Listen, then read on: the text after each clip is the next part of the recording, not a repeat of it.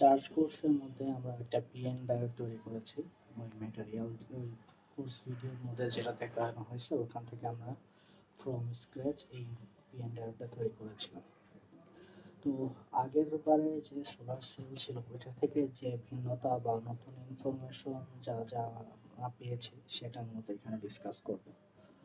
এখানে যে দুটো মেটেরিয়াল ইউজ করা হচ্ছে অ্যালুমিনিয়াম আর সিলিকন। অ্যালুমিনিয়ামটা হচ্ছে অ্যানোড এবং ক্যাথোডের জন্য, আর সিলিকনটা নেওয়া হয়েছে ডায়োডটা ইটসেলফ বানানোর জন্য। তো এখানে একটা কনফিউশন আমাদের আগের বার ছিল যে এখানে দুটা করে মেটেরিয়াল ক্রিয়েট হয়, একটা হচ্ছে কন্ডাক্টর বা সেমিকন্ডাক্টর বা ইনসুলেটর এবং একটা সলিড অপশন আকারে। তো ভিডিওতে সেখানে বলেছিল এটা হিট ফাইলের জন্য। হিটটা আমরা যেহেতু এখানে ইউজ করবো না, তো আমরা এটা আসলে কখন ইউজ করি না। এটা না রাখলেও সমস্যা নেই, রাখলেও সমস্যা নেই, এটা চার্জ ফাইলের মধ্যে এটা আসলে ইউজ হয় না। এটা প্রপার্টিসগুলো আমরা বাই ডিফল্ট রেখে দিয়েছি, স্ক্রিনশট এখানে রাখা আছে, জাস্ট ডিফল্ট প্রপার্টিসগুলো রেখে দিয়েছি, আমরা এখানে কোনো চেঞ্জেস চাই না।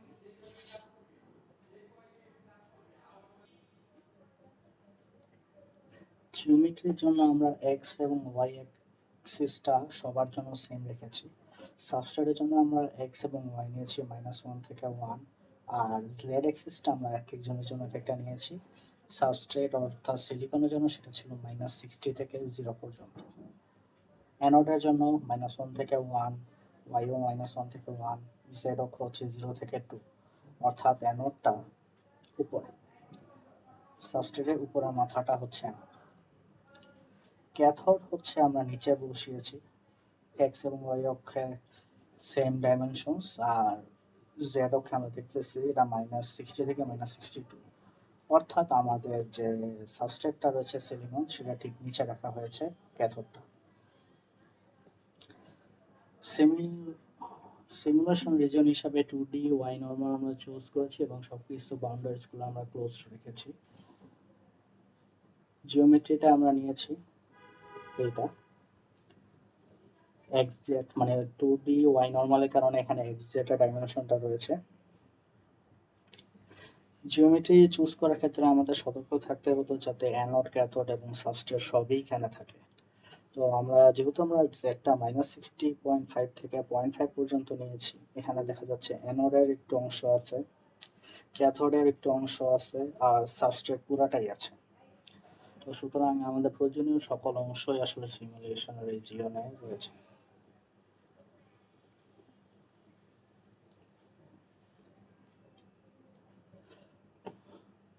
চার্জ সলভারের মধ্যে আমরা কিছু নতুন ইনফরমেশন পেয়েছি এই কোর্সের ভিডিওগুলো দেখার মাধ্যমে।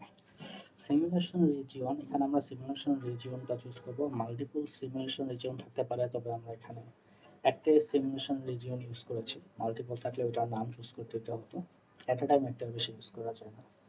নর্ম লেন্থ বা নর্মালাইজেশন লেন্থ, এটা জাস্ট ইউজ হয় 2D সিমুলেশনের সময়। তো 2D সিমুলেশনের সময় যেমন এখানে এক্স আর জেড অ্যাক্সিসটা আমরা সিমুলেশন রিজিয়নে নিয়েছিলাম, তো যেই অ্যাক্সিসটা আমরা আসলে ইউজ করছি না সেই থার্ড ডাইমেনশনটা মূলত একটা নর্মালাইজেশন লেন্থ রাখা হয়। যদি কোনো কারণে কোনো ক্যালকুলেশনের জন্য ভলিউম ইউজ করা লাগে তাহলে এই লেন্থটা ওরা ইউজ করে থাকে, লাইক টোটাল কারেন্ট বা এরকম কোনো ক্ষেত্রে।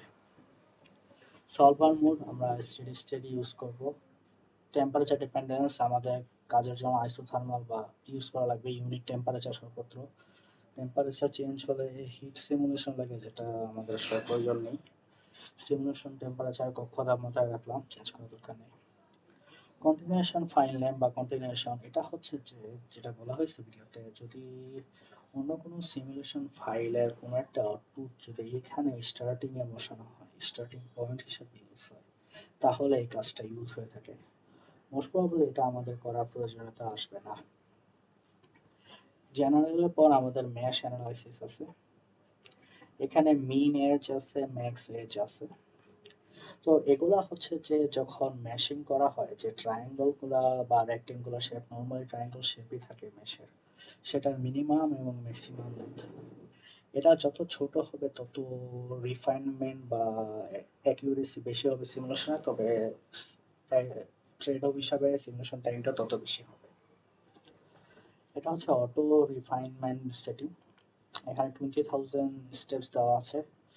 এটা বোঝাই হচ্ছে এই গ্লোবাল বা লোকাল মেশ রিফাইনমেন্ট যেটা আমরা ফিক্স করব সেটার জন্য কতবার ইটারেশন করার পর সেটা থেমে যাবে। লাইক এটা 20,000 বার ইটারেশন করার পরও যদি আমাদের গ্লোবাল বা local mesh refinement setting match না করে তাহলে 20,000 বার ইটারেশনের পর সে থেমে যাবে আর ইটারেশন করবে না। যত বেশি রিফাইন্ড হবে তত বেশি অ্যাকুরেট রেজাল্ট দেবে এবং টাইম বাড়বে। সেন্সিটিভিটি এটা আমরা যত মিনিমামের কাছে দিব তত ভালো, এর কারণটা হচ্ছে তত রিফাইন্ড হবে। আমরা mainly doping density difference calculate করি, বাট ডোপিং ডেন্সিটি চেঞ্জ হইলেই আমাদের ম্যাশ রিফাইনমেন্টটা বেশি প্রয়োজন হয়। তো এখানে মিনিমাম সেন্সিটিভিটি বোঝাবে যে কতটুকু ডোপিং এর ডিফারেন্সে আসলে এটা সেন্সিটিভিটি দেখাবে বা ম্যাশটাকে রিফাইন করা শুরু করবে।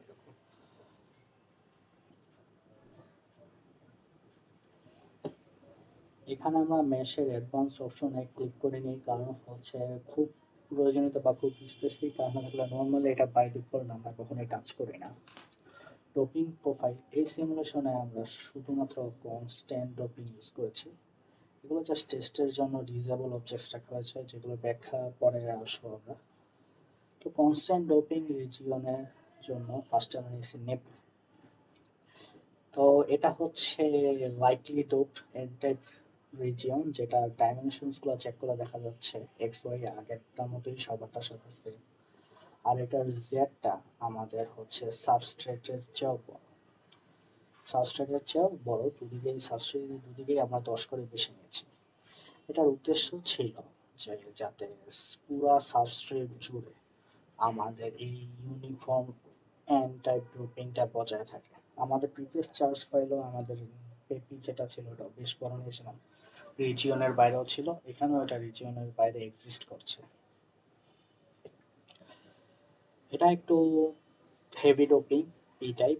এটা আমরা নিয়েছি হচ্ছে X Y dimension same, Z উপরের দিকে, তার মানে এটা অ্যানোডের উপর আছে, অ্যানোডের প্রান্তে এই পি টাইপ ডোপিংটা আমরা দিয়েছি। 10^17 দেওয়ার কারণে এটা এন টাইপ ডোপিংকেও ওভারওয়েলম করে ফেলবে এবং এতে করে ওই জায়গাটা পি টাইপ ডোপিং এ কনভার্ট হয়ে যাবে। এই রিজিয়ন টুকুতে পি টাইপ ডোপিং এক্সিস্ট করবে 10^17 - 10^15 রেঞ্জে। এটার উদ্দেশ্য হচ্ছে অ্যানোড প্রান্তে দেওয়ার উদ্দেশ্য হচ্ছে এটা যেহেতু আমরা একটা পিয়ন ডায়োড বানাচ্ছি তাই এটা আমরা ফরওয়ার্ড বায়াসিং দিয়ে চেক করতে যাচ্ছি। আর ফরওয়ার্ড বায়াসিং দেওয়ার জন্য আমাদের অ্যানোড প্রান্তে বা অ্যানোডটাকে পি প্রান্তে থাকা লাগে, সেজন্য আর কি পি প্রান্তটা অ্যানোডের পাশে ক্রিয়েট করা। ব্যান্ড স্ট্রাকচার মনিটর আমরা এখানে একটা দিয়েছি। এইটা ব্যান্ড স্ট্রাকচার মনিটরের কাজ হচ্ছে জেনারেলের মধ্যে এই ইসি, ভিআই, ইএফএন, ইএফপি এগুলো ওরা রেকর্ড করে। এটা রেকর্ড করার মাধ্যমে যেটা হচ্ছে যে জাস্ট চেক করা যে কোনো অ্যাবনর্মালিটি আছে নাকি। জেড অ্যাক্সিস এটা জেড অ্যাক্সিসে দেওয়ার কারণ হচ্ছে এটা 1D হয় অলওয়েজ। তো যেখানে আমাদের সবগুলা অবজেক্ট আছে like anode, cathode, doping, change বা সাবস্ট্রেট, তো সেগুলো তো আমাদের ভেরিয়েশন হচ্ছে জেড অ্যাক্সিস বরাবর, তাই আমরা লিনিয়ার জেড এখানে চুজ করলাম। এটা এমনভাবে ডাইমেনশনগুলো চুজ করা লাগে যাতে পুরো সিমুলেশন রিজিয়ন এবং সব অবজেক্ট ভালো মতো ইনক্লুডেড থাকে, তাই আমরা -72 কে 10 সিমুলেশন রিজিয়নের চেয়েও বেশি বড় একটা রেঞ্জ নিয়েছি। ছবিতে দেখা যাবে সেটা।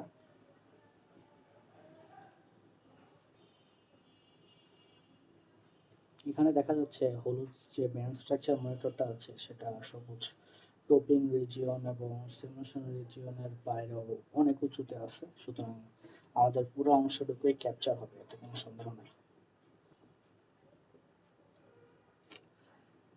বাউন্ডারি কন্ডিশনস গুলো আমরা অ্যাপ্লাই করেছি। বাউন্ডারি কন্ডিশনস এর মধ্যে আছে অ্যানোড, ক্যাথোড, সারফেস রিকম্বিনেশন আসলে এই অংশ ডায়োডের অংশ না, এটা হচ্ছে এক্সপ্লেনেশনের জন্য রাখা হয়েছে। অ্যানোড এবং ক্যাথোডের ডেসক্রিপশনটা আমরা দেখি এখান থেকে। অ্যানোডের মধ্যে আমরা নিয়েছি সিরি স্টেট রেঞ্জ টাইপ সুইপিং। আমরা অ্যানোডের ভোল্টেজটা চেঞ্জ করব ফরওয়ার্ড বায়াস ক্রিয়েটার জন্য। এটা আমরা নিয়েছি 0 থেকে 0.8 17 পয়েন্ট নিয়েছি। অ্যানোডটা আবারও রিপিট করছি, এটা পি টাইপের প্রান্তে রাখা আছে, সুতরাং এখানে যদি আমরা পজিটিভ ভোল্টেজ অ্যাপ্লাই করি তাহলে আমরা ফরওয়ার্ড বাইস পাবো। ক্যাথোডটাকে আমরা সিঙ্গেল সুইপ টাইপ, কারণ সিঙ্গেল ভ্যালু 0 ভোল্টেজে রাখছি, এটাকে মেইনলি আমরা গ্রাউন্ডেড করে দিয়েছি। অ্যানোড এবং ক্যাথোড দুইটাই আমরা অ্যালুমিনিয়াম দিয়ে করেছিলাম, কারণ আমরা ম্যাটেরিয়াল দুটোই নিয়েছি, যা সিলিকন আর অ্যালুমিনিয়াম। কন্ডাক্টর হিসেবে অ্যালুমিনিয়ামকে চুজ করেছি।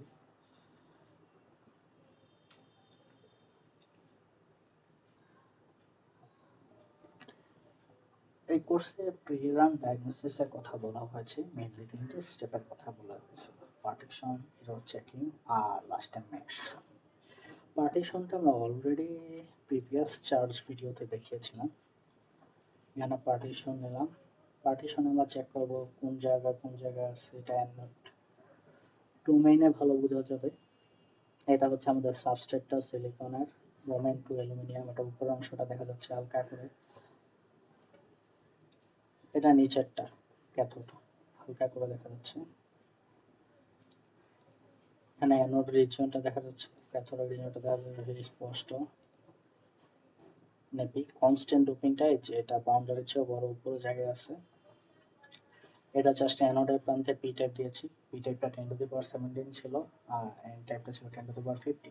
সুতরাং যতটুকু অংশে পি টাইপ আছে ওভারল্যাপিং এর কারণে ওটা পি টাইপে কনভার্ট হয়ে যাবে, আর বাকিটা বাই ডিফল্ট এন টাইপই থাকছে। মনিটরটার কথা তো বললাম, পুরো অংশটা অলরেডি নিয়েছে, লেন্স স্ট্রাকচার দেখার জন্য এটা সুবিধা হবে।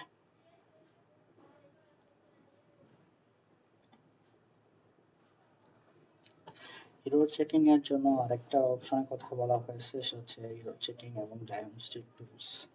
এটা আসলে এই চেক বক্সে এটা ক্লিক করলে এখানে নো ওয়ার্নিংস দেখিয়েছে, সুতরাং এই স্টেপটা সফলভাবে সম্পন্ন হয়েছে।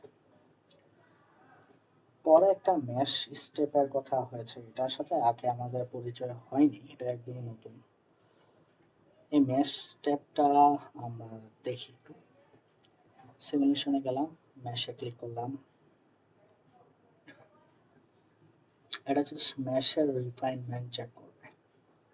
তো এটা চেক করার জন্য আমরা চার্জে যাব, ভিজুয়ালাইজে গ্রিডে দেখব। এই যে এই জিনিসটা এসেছে, এটা একটু জুম করা ছবি, অলরেডি আমি এখানে তুলে রেখেছি, সেটা ম্যাশ করার পর তোলা হয়েছে। তো এখান থেকে যদি আমরা নেই,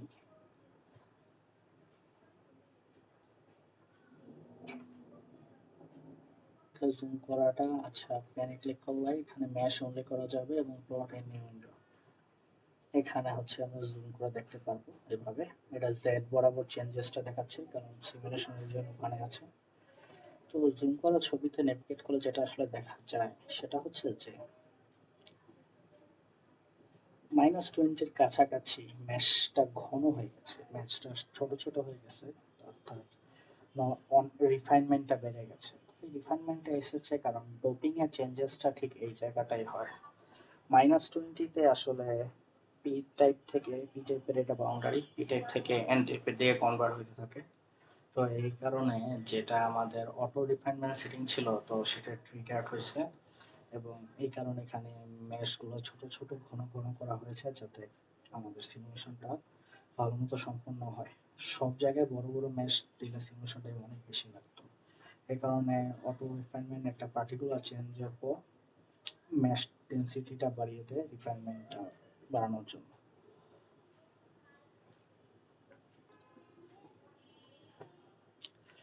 আউটপুট গুলো রান দেওয়ার পর আউটপুট গুলো এখানে স্ক্রিনশট তোলা আছে, আমরা একটু দেখি। ভিজুয়ালাইজ, আমরা অ্যানোডটা দেখতে যাচ্ছি,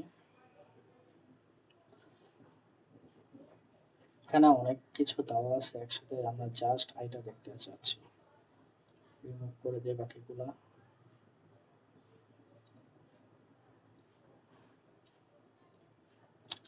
এই যে অ্যানোড ভোল্টেজের সাথে এটা কারেন্টের কার্ভ, আমরা দেখতেছি যে স্টার্টিং পয়েন্টটা 0.6 থেকে 0.7 ভোল্টের মধ্যে, যেটা আইডি ভার্সেস ভিডিএস কার্ভের সাথে মিলে, এবং এটা আমাদের এক্সপেকটেশন ছিল একটা ডায়োডের কাছ থেকে। এখানে স্ক্রিনশটে তোলা আছে সেটা। ক্যাথোডের ক্ষেত্রে সেম প্লটটাই, জাস্ট নেগেটিভ সাইড থেকে করা, কারণ ক্যাথোড সাইড থেকে যদি আমরা কারেন্ট মাপি তাহলে তো নেগেটিভ কারেন্টই পাবো। এখানে আমাদের পয়েন্ট অফ ইন্টারেস্ট আরেকটা আছে, সেটা হচ্ছে ব্যান্ড স্ট্রাকচার। সেটা এই ব্যান্ড স্ট্রাকচার মনিটরে যদি আমরা যাই, ভিজুয়ালাইজ ব্যান্ড স্ট্রাকচার, এই যে একটা ব্যান্ড স্ট্রাকচার আছে, এখানে ভোল্টেজ বাধাটা আছে, ইসিভি গুলো আছে।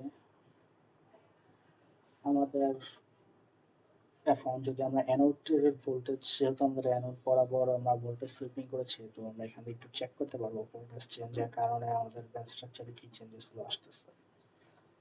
ভ্যালু চেঞ্জ করার ফলে আমরা দেখতেছি যে এই বিভব পর্বতটা ছোট হচ্ছে এবং এটা এক্সপেক্টেড, এর কারণেই কারেন্টের ভ্যালুগুলো বেড়ে গেছে। এবং 0.8 এর পর বাধা আসলে খুব বেশি একটা নেই আর, যেটা আমরা কারেন্টের প্লট থেকে দেখতেই পাচ্ছি বেশ হাই হচ্ছে।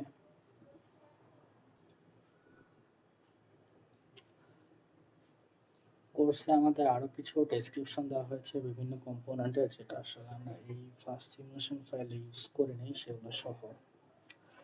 কনস্ট্যান্ট ড্রপিং এর ক্ষেত্রে মোটামুটি সবকিছু আমি অলরেডি ব্যাখ্যা করে ফেলেছি ইউজেস সহ। যেটা বাদ পড়েছে মেইনলি সেটা হচ্ছে ভলিউম টাইপ। তো এটা আপাতত আমরা অলওয়েজ অল ডোমেইনস অ্যাপ্লাই করি, তবে ভিডিও অনুযায়ী এটা হচ্ছে পার্টিকুলার কোনো কোনো ডোমেইন চুজ করা যায়, কোনো কোনো ডোমেইন বাদ দিয়ে ইউজ করার জন্য। এখানে জাস্ট সলিড টাইপ থাকা এটা দেখা যাচ্ছে না, তবে এটা সিলেক্টিভ ডোমেইনে সুইপিং করা, সিলেক্টিভ ডোমেইনে শুধুমাত্র ডোপিং করা সম্ভব, তবে আমাদের এখনো কখনো এরকম ইউজ করা লাগেনি। তারপরে আছে হচ্ছে আমাদের ডিফিউশন টাইপ ড্রপিং। এগুলো উপরের অংশগুলো সেম, নিচের অংশগুলোর ব্যাখ্যা ভিডিওতে দেওয়া হয়েছে। সোর্স ফেস, এটা মূলত বোঝায় হচ্ছে কোন সারফেস দিয়ে ডোপেন্ট অ্যাটমগুলো ডোপ রিজিয়নে ঢুকে, যে সাইডে ঢুকে সেখানে ডেন্সিটি হাইয়েস্ট থাকে এবং গ্র্যাজুয়ালি ডিক্লাইন করতে থাকে। আপার জেড, তার মানে জেড এর পজিটিভ সাইড দিয়ে ঢুকবে এবং সেখানে ডেন্সিটি হাইয়েস্ট থাকবে। জাংশন উইথ, এটার ব্যাখ্যায় ভিডিওতে বলা হয়েছিল এই আমাদের যে পিক কনসেন্ট্রেশন, সেই পিক কনসেন্ট্রেশন থেকে রেফারেন্স কনসেন্ট্রেশনে যেতে যে পরিমাণ ডিস্টেন্স অতিক্রম করা লাগে, এক্ষেত্রে এটা বাই ডিফল্ট 0.2 মাইক্রোমিটারে সেভ করা আছে। কনসেন্ট্রেশন, পিক কনসেন্ট্রেশন এটা হচ্ছে যখন প্রবেশের সময় যে কনসেন্ট্রেশন নিয়ে ঢুকে, যে আপার জেটের কথা যেটা বলা আছে সেখানে। আর রেফারেন্স কনসেন্ট্রেশন হচ্ছে যে জাংশন উইথ পরিমাণ ডিস্টেন্স যখন সে প্রপাগেট করে, তারপর তার যে কনসেন্ট্রেশনটা অবশিষ্ট থাকে সেটা। এখন এটা ডিস্ট্রিবিউশনটা দুভাবে সম্ভব, গাউসিয়ান ডিস্ট্রিবিউশন সম্ভব, আর একটা হচ্ছে কমপ্লিমেন্টারি ইও ফাংশন ইআরএফসি। এই দুটো মেথডে ডিস্ট্রিবিউশন হয়ে থাকে ডিফিউশন টাইপ ড্রপিং এ।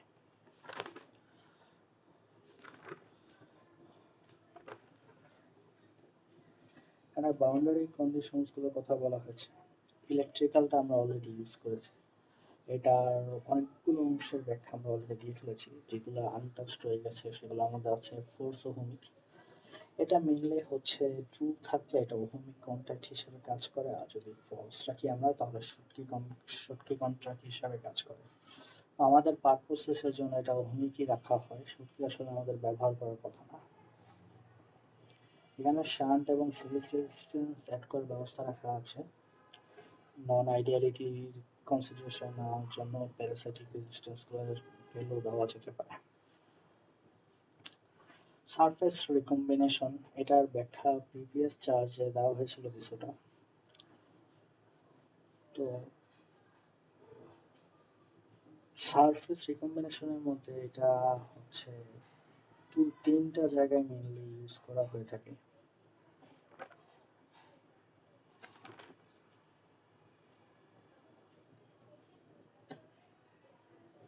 মেইনলি সেমিকন্ডাক্টর, কন্ডাক্টর আর ইনসুলেটরের বিভিন্ন রকম ইন্টারফেস এটি ইউজ হয়। যদি আমরা সেমিকন্ডাক্টর এবং কন্ডাক্টরের ইন্টারফেসে ইউজ করি, তাহলে এই অ্যাপ্লাই টু মেজরিটি ক্যারিয়ার্স আমরা ঠিক দিব না, এটা ডু নট অ্যাপ্লাই হবে।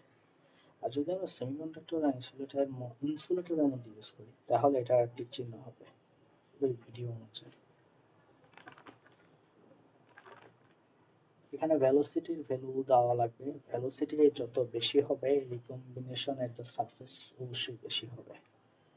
টেম্পারেচার মডেল এর ব্যবস্থা রাখা হয়েছে। টেম্পারেচার ডিপেন্ডেন্সি যদি আমরা দিতে চাই তবে এটা আমাদের দেওয়ার চান্সেস আসলে নাই। ট্র্যাপ অফসেট যেটা এনার্জি লেভেল যেটা বোঝায় সেটা হচ্ছে যে অফসেটটা হচ্ছে মিড গ্যাপ মানে ইএফআই হতে ট্র্যাপ লেভেলের ডিস্টেন্সটা। এখন যদি ট্র্যাপসগুলো ডিপার হয় তাহলে আমাদের রিকম্বিনেশন রেটটা হায়ার হবে এবং এতে করে ট্র্যাপ লেভেল ট্র্যাপের এনার্জি লেভেলটা আমাদের মিড গ্যাপ মিড এনার্জি লেভেলের কাছাকাছি হবে, ফলে অফসেটটা কম হবে। ভিডিওতে বলা হয়েছে ডিপেস্ট ট্র্যাপগুলো একদম মিড এনার্জি লেভেলে থাকে তখন অফসেটটা জিরো হয়ে যায়, যেহেতু একই জায়গায় এক্সিস্ট করে দুটো লেভেল। নর্মালি আমরা এটা চেঞ্জ করি না, বা এখন পর্যন্ত আমাদের চেঞ্জ করার প্রয়োজন হয়নি।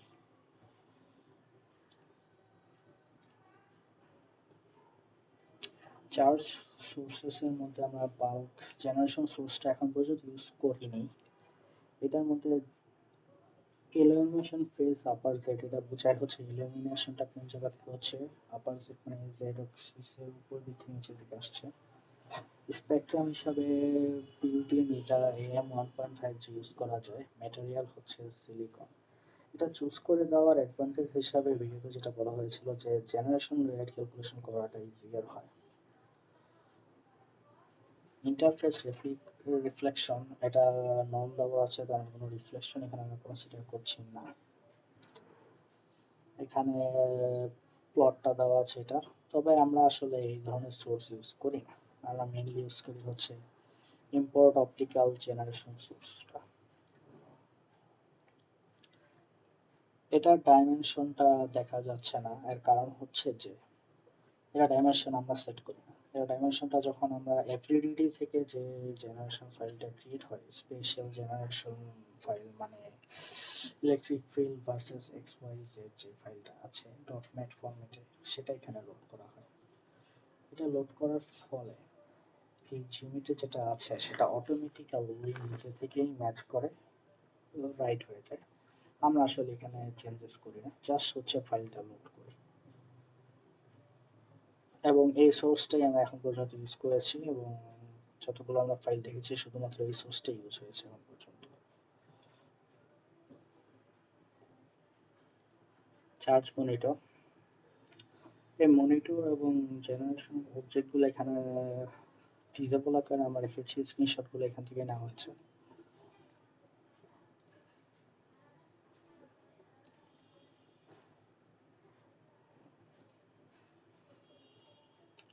ফার্স্টে আমরা একটা চার্জ মনিটর দেখছি, তো ইলেকট্রন এবং হোলসের ডাটাটা আমরা রেকর্ড করব। Monitor type 1D 2D 3D হতে পারে, সমস্যা নেই। এটা মেইনলি রেকর্ড করে স্পেশাল ডিস্ট্রিবিউশন অফ ইলেকট্রনস এবং হোল ডেনসিটিস। এটা টোটাল নাম্বার অফ ইলেকট্রনস এবং হোলস ক্যালকুলেট করতে পারে। সেভ ডাটা বক্সে টিক দিয়ে আসলে এটা একটা আলাদা ফাইল আকারে ইনফোগুলো সেভ করা যায়। টোটাল চার্জ ক্যালকুলেশন, এটা আমরা যদিও কখনো ইউজ করিনি, তবে এটা ইন্টিগ্রেশন করে টোটাল চার্জ ক্যালকুলেশন করা যাবে। এখানে চার্জ ডেনসিটিস এর এককগুলো অলওয়েজ সেন্টিমিটার 1/সেন্টিমিটার কিউব আকারে থাকবে, সেটা 1D 2D বা 3D হোক। টোটাল নাম্বার অফ ক্যারিয়ার্স এর ইউনিটগুলো একটু ভিন্ন হয়। 3D এর জন্য সেটা ইউনিটলেস, 2D এর জন্য 1/মিটার, 1D এর জন্য কোনো ইউনিট থাকে না, এটা 1D এর জন্য আসলে সম্ভব না। ইলেকট্রিক ফিল্ড মনিটর, এটার সাথে অনেকটাই মিল আছে। এটা ইলেকট্রিক ফিল্ড, ইলেকট্রোস্ট্যাটিক পোটেনশিয়াল এটা রেকর্ড করতে পারে। নেট চার্জ ক্যালকুলেশন করার অপশন এখানে রয়েছে। এখানে ইলেকট্রিক ফিল্ডের একক হচ্ছে ভোল্ট মানে মিটার, আর ইলেকট্রোস্ট্যাটিক পোটেনশিয়াল একক হচ্ছে ভোল্ট। এগুলো 1D 2D 3D সবার জন্য ফিক্সড। নেট চার্জের এককটা একটু ভিন্ন, 3D এর জন্য সেটা কুলম, 2D এর জন্য কুলম পার মিটার, 1D আসলে এখানে ক্যালকুলেশন করার অপশন নেই। ব্যান্ড স্ট্রাকচার মনিটরের কথা ডিটেলস অলরেডি বলা হয়ে গেছে। এখানে যে এনার্জি লেভেলগুলো রেকর্ড করা হয় সেটা ইলেকট্রো ভোল্ট এককে রেকর্ড হয়ে থাকে।